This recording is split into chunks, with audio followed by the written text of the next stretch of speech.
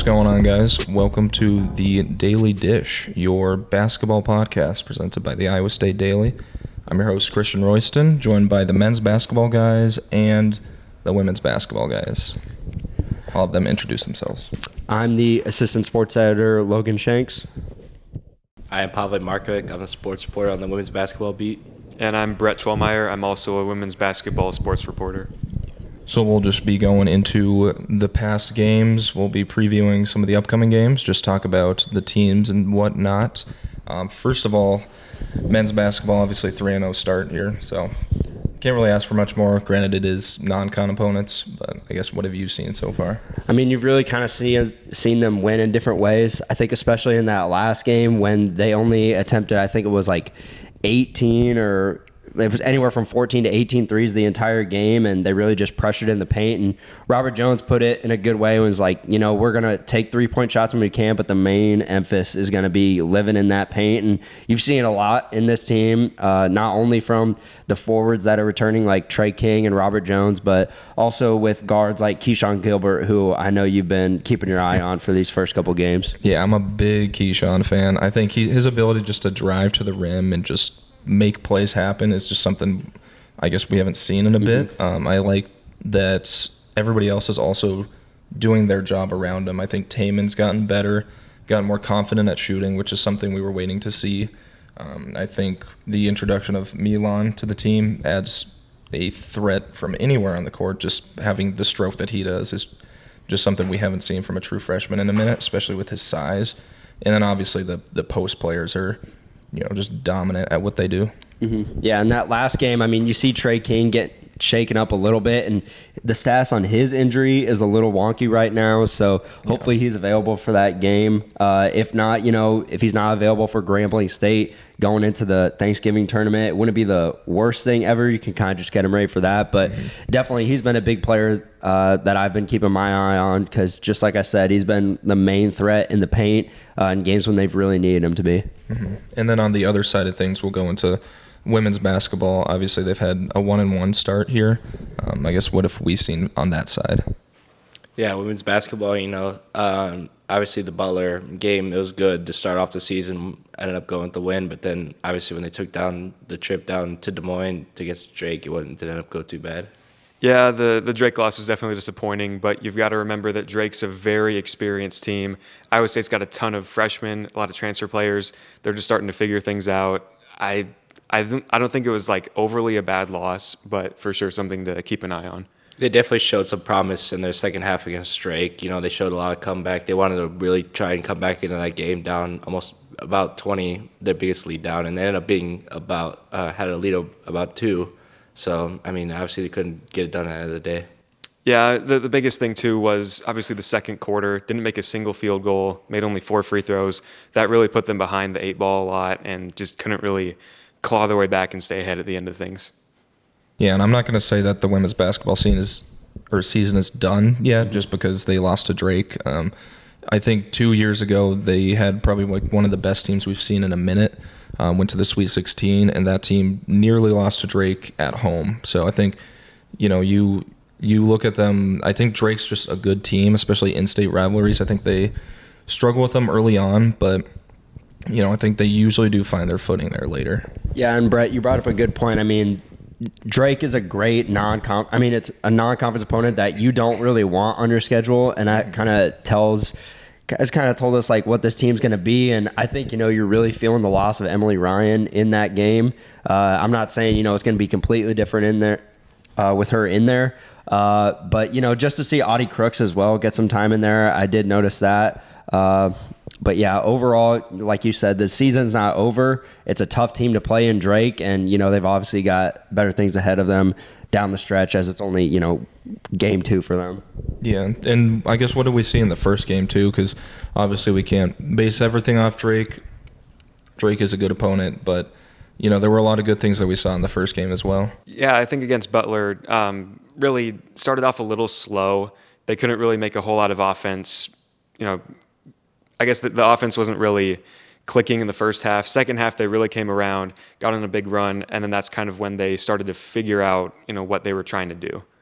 Yeah, obviously, the starting lineup even had Nymer Dew finished the game with 19 points, the team high on that game. And also a couple other stars went over 10 points. But let's talk about Kelsey Jones. She got 13 on the bench on that game, coming off the bench. She's been a vital part to their fight so far. Yeah, and another thing too, Butler had a really small lineup. Iowa State had their bigs going for sure. Audie Crooks down low, Snell down low, really getting involved, and that's kind of what brought them over the edge. One thing you've seen a lot too with the women's games is Bill Fennelly's mantra of subbing people in like every 30, 45 seconds has not changed.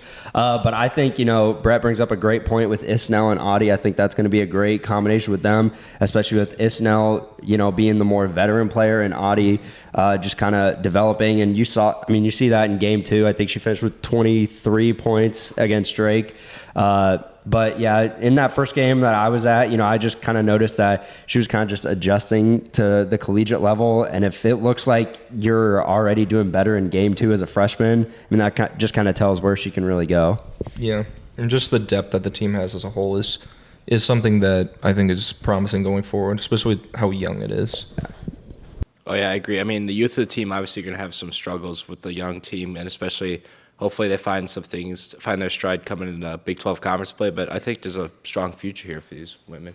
Yeah, I agree. I think the freshmen have been really solid so far. A lot of them have showed lots of promise, especially Audie Crooks, but Kelsey Jones as well coming in here. Her sister Ashley Jones comes to Iowa State, dominates for her entire career here. It's going to be interesting to see what she can do to cement her own legacy at Iowa State. Yeah, and then you talk about the young players on the women's team. I think you got to talk about the young players on the men's team too. Mm-hmm. Both teams are honestly very new to Iowa State basketball, which I think is exciting, but also very promising for the future. Yeah, and the big guy that everyone's going to talk about is Omaha, who for the first 3 games of his collegiate career hasn't really been, great, I would say. He's been, doing all right. That first game, where he fouls out, definitely not what you want to see from a 5-star recruit, but we've talked to TJ about it. TJ's been asked about Omaha a lot, as he's, was probably one of the biggest recruits in Iowa State history. And TJ honestly just said that Omaha before the first game seemed a little nervous, and that rightfully so. This is an Iowa guy. He grew up an Iowa State fan. For him to, have first 3 games at Hilton, I'm sure for him it was very nerve-wracking. Mm-hmm. You talk about that nervousness too. I think the biggest thing that he's said is, or even TJ has said, is he's almost just scared of letting people down. There's a lot of pressure in being a 5-star recruit and having all that expectations on him, where I think he just wants to do what he can to help the team win and not be that superstar player. I think if the team's winning and he's not doing well, I think he's perfectly happy with that.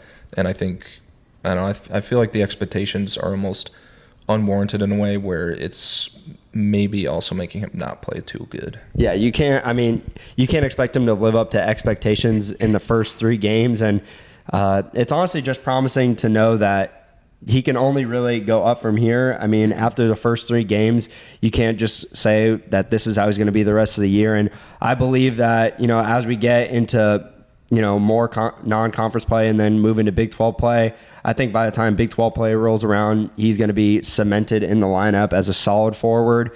I think it's very wise to not have him in the starting lineup right now. So credit to TJ and the coaching staff for not feeling pressured like they had to do that and kind of making him, I guess, earn his way onto the court, which as a 5-star recruit, I'm sure it can be very challenging. But honestly, yeah, you can't really judge him for the first 3 games, and I really see it only going up from here because there has been moments where he has showed a lot of talent. Yeah, and I think you talk about obviously a freshman that has earned a starting spot, another one who's also doing really well, Milan. Mm-hmm. That first game really stuck up to me as just a way that he has the length and he can shoot from beyond the arc, but also that second game showed that he can shoot anything. He hits Dirk fadeaways like it's nothing. Oh yeah, those fadeaways are so pretty, and I love watching them. He can take them on the baseline, top of the key, doesn't really matter. It's a pretty stroke, as you mentioned earlier in the podcast. And yeah, I think that first game we kind of walked away from it. I mean, he was 6 for 8 from 3, I think, and 6 for 7. 6 for 7. He's not going to walk away every game like that with 6 threes, but if you can just have him be a solid 3-point shooter, go like 3 for 5 every night, or have 3 or 4 threes, and just be someone that they can rely on. As I said, when they do create threes after pressuring the paint, or I think he's going to be a great player, and you've seen that in these first 3 games. Yeah, and that was somebody that Pavle was pretty high on early on. So I don't know if you want to speak on your connection with him. Oh yeah, I mean, me and Milan used to play in basketball tournaments back when we were kids. We're both Serbian nationality, and our parents know each other. We're pretty good friends, and I was glad to see. I mean, I was there as a fan. It was awesome to see him go off for Iowa State. Yeah. So moving on to maybe keeping it with the young players. I think who are some of the newer players for the roster that maybe are the most surprising? We can start on the women's side. Surprising players to me, I think you've got to obviously look at Audie Crooks. I mean, she comes in here, Miss Iowa basketball, obviously pretty dominant so far through her time. She comes in off the bench. She scores the most points against Drake. Again, a very experienced team, and I think that she's definitely going to be one to watch out for, not only in the post game, but obviously from the free throw line too. She wasn't terrible from the free throw line. I mean, obviously drawing fouls like that, getting to the free throw line is going to be big for Iowa State too. Obviously, my freshman to watch. I mean, we already talked about her earlier. I mean, Kelsey Jones. I mean, obviously with their sisters here, Ashley, and then Aubrey also. We can't forget about her. I know she transferred to Oklahoma this past offseason, but she was, even in their second half against Drake, she showed a lot of hustle and grit just to want to hopefully get Iowa State that win. Unfortunately, it didn't go that way, but I'm looking forward to what she can bring to the team this season.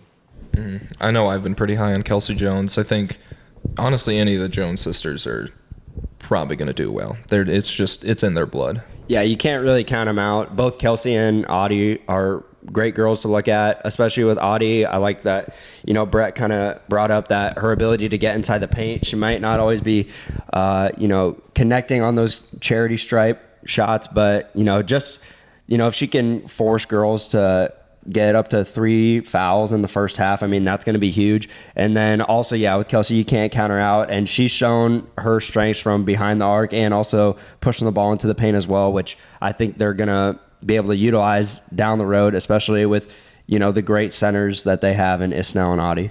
Mm-hmm. And then you move to the men's side. I think there's just almost like too many players to pick from that are probably going to be standouts from this new group. I mean, you guys know mine is probably Keyshawn. I mean, he just looks so good.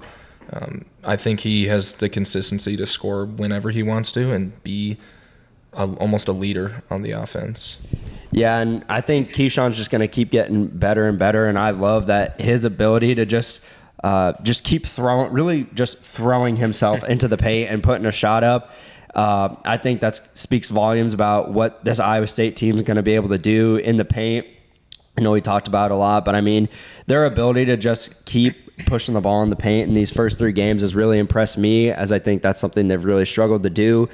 Last year, there was a lot of games where they struggled to even score like 60 points, and it looks like they're going to be able to do that with ease. I know it's non-conference opponents, but, they put up 100 points in their second game and over 80 points in their other 2 games, so I think that's really impressive. But in terms of young players, you got to keep your eye on Keyshawn. You got to keep your eye on Milan. Those guys are definitely going to be able to help this team. And like I've said, I think Omaha just is going to keep getting better and better as well. Yeah, and I know you have another guy that you probably want to talk about too that has been on your mind. Yeah, Jackson Pavleski is not a freshman, but he is a transfer from Wofford. I'm a big story guy, so I love seeing that this kid was a 0-star recruit according to 24/7 Sports. Goes to Wofford for his freshman year, and then is a 4-star transfer prospect, much like Keyshawn, who is a 0-star prospect and then a 4-star transfer prospect.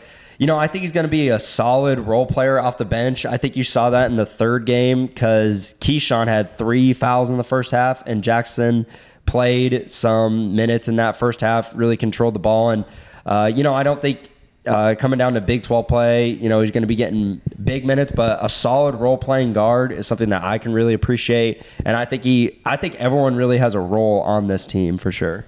Mm-hmm. And I talked to a guy from Texas A&M who was pretty scared of Jackson because, obviously he diced up their team last year. But I think he's a guy that is almost like surprisingly good to be on the bench, which I think is a good spot to be in, which is the depth of the team, where you have a guy like Jackson who, when he needs to give you good minutes, he can give you really good minutes. And I think it just shows you how good the starting lineup is as well, where, whoever is in that spot, whether it's, Keyshawn, Jackson, or Curtis Jones even, they're probably going to give you a solid offensive player.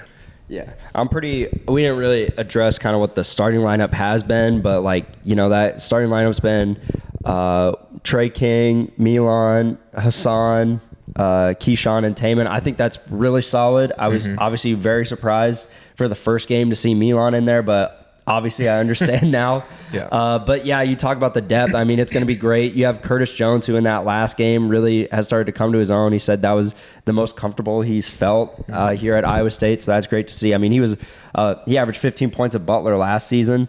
So for him to come here and be a great depth on the bench for the guard position, that's going to be awesome. And, obviously Rob Jones coming off the bench as well. And Demarion Watson is also someone that we need to keep our eyes on, because he, much like Hassan Ward, I think has taken major strides, not just offensively, but defensively. You saw in a couple of games last year, he's getting big blocks and turnovers, and that is carried over into this season as well. Yeah, I'm actually glad you brought up Demarion, because that was a player I was going to mention. I feel like there's just a lot of really solid size coming off the bench. Obviously, Rob Jones, that first game, a little shaky on the free throws, but obviously he cleaned it up, and he's provided really good minutes and really good energy to the team. And then just anybody who comes in, honestly, is just going to give solid minutes. That second team could almost be a first team against a lot of opponents, which I think is a good place to be in.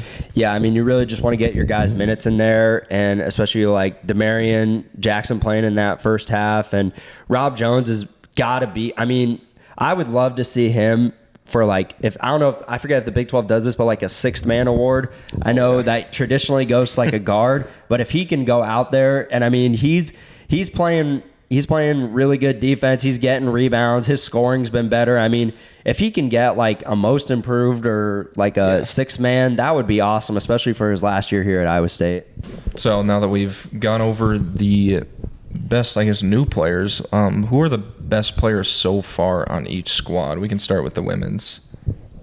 Obviously, I mean, only 2 games played so far. There's not really been, obviously, Audie Crooks coming off the bench. Talk about her again. She's been a huge part of their I mean, they only won 1 game. I mean, she's been part of their scoring at the top of like even Nymer Dew and her starting role now this season. I don't know about you, Brett. Yeah, I'd say Nymer Dew definitely, especially against Baylor, scoring 19 points, nearly getting a double-double. Her impact is definitely going to be really big this season. Yeah, and then on the men's side, what do you think, Logan? I mean, I really just love to look at that forward room, because I think with the trio of Hassan, Trey, and Rob, they've all done a really good job of pushing the ball in the paint. And, I know I keep talking about that, but that's just an emphasis that they've focused on this whole season, and it's really worked for them. And I think there's going to be no problem with them getting a play going, which they struggled with a lot last year. I felt like a lot of the time you're just passing the ball around and just kind of waiting for a play to develop or someone else to make a play. But especially with those like ball screens that they have for Keyshawn and Taman, I mean, the forward room has just been amazing. And specifically like Trey King, because in the offseason, him and TJ talked a lot about how far he thinks his game can go, and TJ going as far as saying that he could lead the Big 12 in rebounding and be one of the best defenders. Mm-hmm. And then you look at, on the opposite side, not one of the best defenders, but one of the best offensive facilitators. I think Taman Lipsey has really taken a big leap this year. I think he's shown that he can move the offense, he can find people for open shots, and he can also take shots and score, which is something that I think he kind of shied away from last year. I think defenders were sagging off him a bit because they weren't expecting him to shoot. But I think this year he's shown that you kind of have to defend him as well as expect him to create plays, which is something that the team like desperately needed. Yeah, he's gotten a lot better at shooting. That's something that TJ said after the loss to Pitt in the tournament. He was one of the first to get back in the gym and just start working on his shots. And it's really shown in these last couple games. He's hit a couple threes. I think he had 3 threes in the first game, and it just looks like he's not afraid to take a shot from behind the arc, which is something they're going to need. But I'm looking forward to Curtis Jones, someone we talked about earlier, also getting better, because I think he can be a guard that can shoot threes for this team and not having to rely on, Milan to take those shots from outside or just anyone else that they find. I mean, Keyshawn's gotten some threes up. And again, I know that's not going to be their main focus, but you are going to need threes if you're going to live in the Big 12, which is undoubtedly the best conference in college basketball. Yeah, I think we can say that now for sure. But also, you talk about Curtis Jones. I was thinking his name for players that I kind of want to see improve, do a little more. We saw him put up a lot of shots in that first game, especially, that most of them did not fall. But he can definitely hit shots, and he can definitely score and be a threat off the bench. And I think that is a player that once we see him get rolling, I think he's going to be great. Yeah, him and Omaha, both players, I think, and again, coming off the bench, that they can really be big role players for this team. And coming off the bench, if you have Omaha coming in for Trey and Curtis coming in for, let's say, Keyshawn, because I don't really think Curtis is really taking the ball up the court as much as, the other guards on the team. But I think he can really settle into a shooting guard role off the bench and put up shots for Iowa State when they'll need it the most. But from the women's perspective, what do you guys think is kind of the players that you guys want to see some more of? For me at least, I know I want to see more. I would like to see more of Ariana Jackson. She's filled in the role as the main point guard for Emily Ryan's absence. And I know against Drake, she didn't really score, but I mean, she had some key rebounds and assists too that helped them score. But I'd like to see more from her. How about you, Brett? Yeah, I think that Hannah Bellinger is one that kind of sticks out to me. She went 50% from three-point range against Drake. I think that if her threes can keep on falling, if she can stay out of foul trouble and just be a great key addition to this team, I think that she's going to have a really good year. Yeah, and you talk about the loss of Emily Ryan. I think that was something that we kind of expected might be the case coming in, especially leading up to it. We saw she was dealing with an injury all offseason. And then you talk about Ariana Jackson, AJ, coming in. I know that after the first game, Bill Fenley was super high on AJ, and he was saying that her minutes, although maybe didn't look that pretty on a stat sheet, were vital to the team, especially with the loss of Emily Ryan. So I guess how impactful is that loss? But also, can we talk more on, I guess, AJ's presence and whoever is coming in to fill in that spot? Yeah, I think we'll start with the impact. Obviously, Emily Ryan would have been nice to have for this young team as another veteran presence. I know we already have Neimer, as the veteran presence right now, but obviously Emily Ryan being a big key to their success, even to prior seasons, even when they won the Big 12 last year. She will definitely be missed, but I know this young team with Ariana Jackson could definitely rebound. Yeah, I think when you look at Emily Ryan and how much she played last year, that presence is definitely lost. I think Ariana Jackson's done a great job dishing the ball around, finding the open shooters inside, outside, and everything like that. It's just, I think now can she start to score the ball? The field goals haven't been falling, but I think it's only a matter of time before they do. And do you think if we had Emily Ryan in the Drake game, would they have won? Oh, I definitely think that they had a better chance to win that game. I mean, obviously, AJ would have her probably off the bench if she was playing in that game. Yeah, I mean, definitely she would have had a big impact, and if that game would have been a different swing. Yeah, I think that Drake probably still would have ended up the victors just because it's in the Knapp Center. It's an in-state rivalry. They're a much more experienced team, but I think that the scoring in the second quarter definitely would have been a lot better. They would have at least made one field goal probably. Yeah, they definitely needed at least one. Mm-hmm. Yeah, I think Emily, again, what you guys are saying, just a veteran presence and just a facilitator with the ball. I mean, you saw it last year.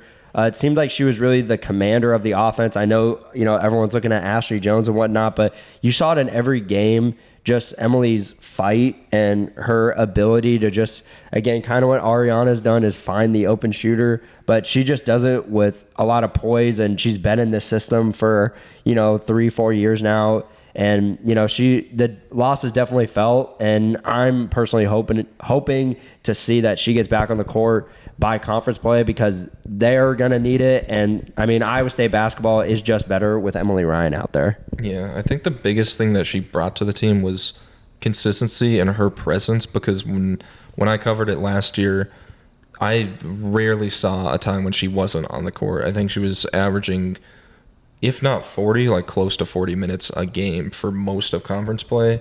And that is probably the biggest thing that they're missing, is a player that can play every single minute. So I guess I know I haven't heard much about the injury. What are our expectations on her return time? Or maybe what are we kind of hopeful for?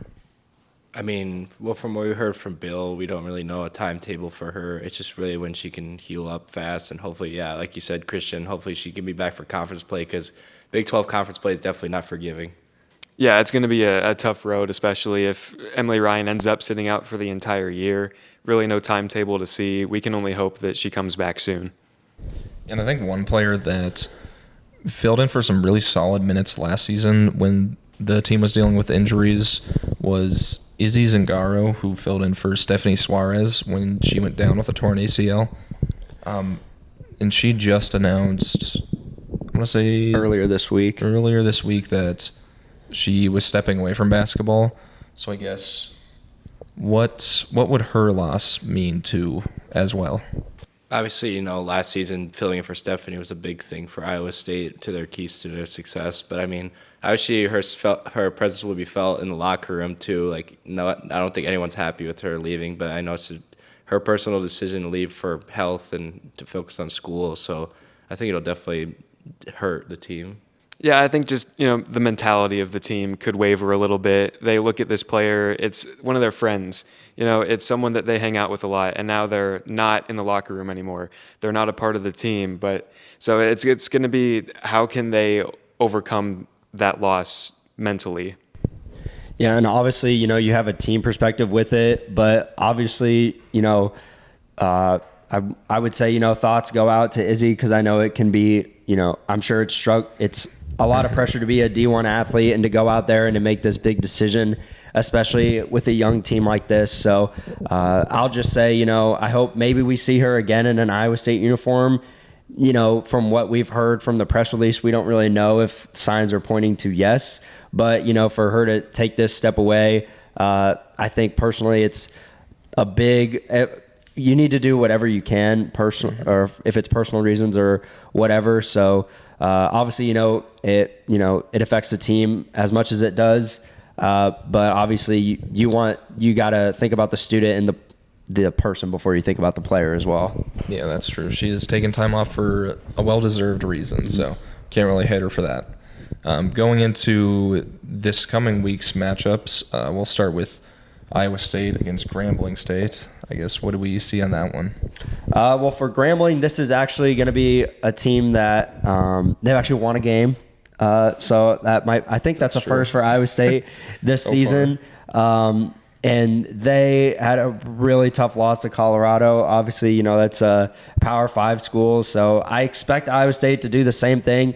And for Iowa State to have this week off, I think that's huge. TJ talked about it a lot yesterday, just kind of talking about, you play 3 games in a week for your freshmen that we've talked about. That's a lot, just kind of getting them adjusted. And in general, 3 games is a lot, but you have this week to kind of look at the positives, the negatives, what can you work on, and you're back at home before you go, on this Thanksgiving tournament run.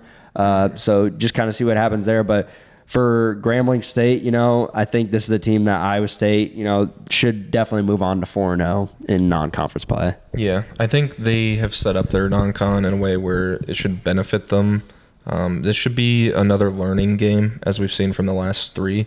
I kind of want to see more out of some of the bench players, see what they can do, maybe see some more combinations. I know we've seen TJ throw out quite a few guys in quite a few areas, but I think this will be a really good tester going into that tournament. Yeah, and I mean, he talked about it, and we've mentioned a little bit the amount of depth. You can run so many lineups. I mean, you can have times out there where you've got 4 guards and 1 forward, depending on what you want to do with size and whatnot. So, again, yeah, like you said, Christian, just throwing out a lot of different combinations, seeing what sticks, and you're going to need it because when they go into this ESPN Invitational, that's going to be a big deal for them. I think they're sitting in a similar spot as they did last year where they can really make a serious run in this tournament. I know it's only, 2 games and then the championship, but if they can make it to the championship and play a solid team on the other side of the bracket, like, Florida Atlantic or Penn State, Texas A&M, whatever the case may be, they can really put themselves on the map if they get there. And again, yeah, just seeing what you can do before non-conference play starts, before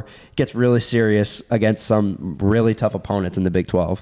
Yeah, I think this will be a really good tester for them, especially considering last season we saw what happened. Iowa State took down the number 1 team in the country at the time before falling to the future number 1 team in the country.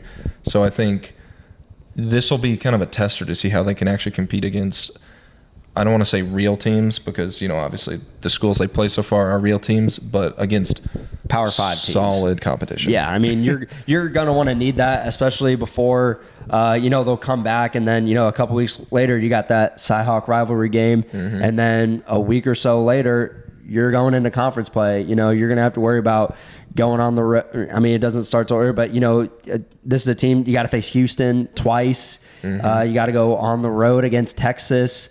Big teams, that Kansas State twice, I believe. So, mm-hmm. Obviously big teams that you're going to have to go up against, and you got to use these games as much as you can. Unless you want us sitting here in these chairs talking about how, you're falling to those teams on the road or at home, whatever the case may be. But over on the women's side, they've got Southern on Monday. What are you guys really seeing out of this matchup? Yeah, obviously, Iowa State will come back to Hilton Coliseum on Monday. They host Southern in their first matchup. And looking at Southern, what they've done so far, they're 0-3, facing teams like Baylor, Texas, and Purdue so far. And I'm going to be honest with you, Brett, they have not looked really good. Yeah, Pavla, they haven't really impressed me a lot either, but it's really tough when you do play teams like a ranked Baylor team, like a ranked Texas team. But the one thing that kind of spoke out to me was the age of this lineup. Their youngest player is a sophomore. Everyone else on this roster is either a junior or older. And then when you look at the height of this team, you got to compare it with Butler too. Butler's a team that Iowa State, again, they struggled with in the first half, but found their footing. They've got a small ball lineup, so I think that the post play, once again, is going to be a key for Iowa State to get this win over Southern.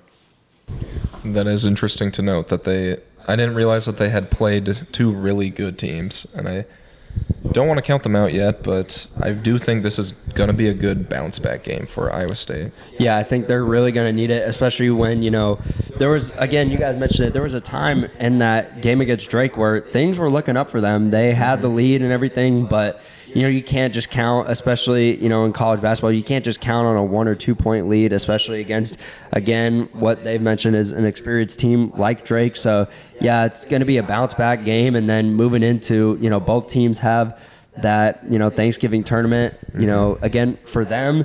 For women's basketball, it's not exactly bracket play, which I'm not really a fan of. I don't really know why they're doing it like this. They're just doing 2 random games from what I can understand, but against some good competition. And again, same as the men's team, you're really going to be able to feel out what this team is, lineups, whatnot, and against, Power 5 teams that, have both had rich history, especially in the last couple of years. Yeah, so even talking about the kind of tournament type deal that they have to go into, should be good learning process. I guess what are we expecting to see out of that?